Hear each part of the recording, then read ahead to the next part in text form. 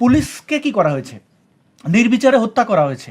ধরে ধরে আপনি বলছিলেন এই যে বানিয়াচংয়ের ঘটনাটি, সন্তোষ চৌধুরী এত এত পুলিশ রেখে, মানে ওখানে অনেক পুলিশ ছিলেন, 50 থেকে 65 জন বলা হয়, শুধু এই হিন্দু ব্যক্তিকে কেন্দ্র করে, মানে টার্গেট করে তাকে কিন্তু তারা ছিনিয়ে নিয়ে হত্যা করলো। এখানে কিন্তু একটা ধর্মীয় পৈশাচিকতা আছে।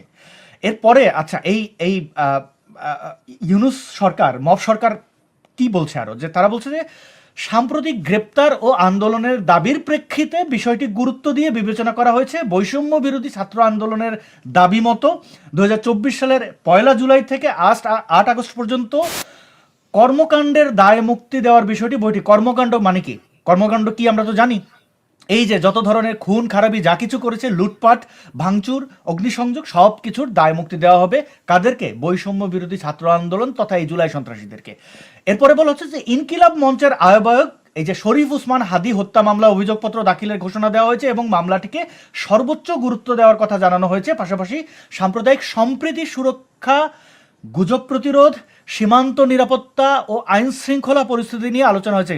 3টি জিনিস খেয়াল করেন, সাম্প্রদায়িক সম্প্রীতি রক্ষা, গুজব প্রতিরোধ, সীমান্ত নিরাপত্তা ও আইন শৃঙ্খলা পরিস্থিতি নিয়ে। এখানে দেখুন তাদের বদমাশিটা। সাম্প্রদায়িক সম্প্রীতি মানে কি, মানে তারা বলতে চাইছে না যে হিন্দুদের উপরে যে গণহত্যা চলছে এটা তারা বলবে না, এটাকে বলছে তারা সাম্প্রদায়িক সম্প্রীতি বিনষ্ট হয়েছে। মনে হচ্ছে যে একজন হিন্দু ব্যক্তি একজন মুসলমানকে সে কাতুকুতু দিয়েছে, সে তাকে জাপটে ধরে একটা আছাড় দিয়েছে, এই জিনিসটা আসলে ঠিক না। তারপরে গুজবের কথা, গুজব কারা ছড়ায়? এই ইউনুসের প্রেস উইং যে পরিমাণ গুজব ছড়িয়েছে, বাংলাদেশের স্বাধীনতা পরবর্তী এই রকম গুজব আর কেউ ছড়ায় নাই।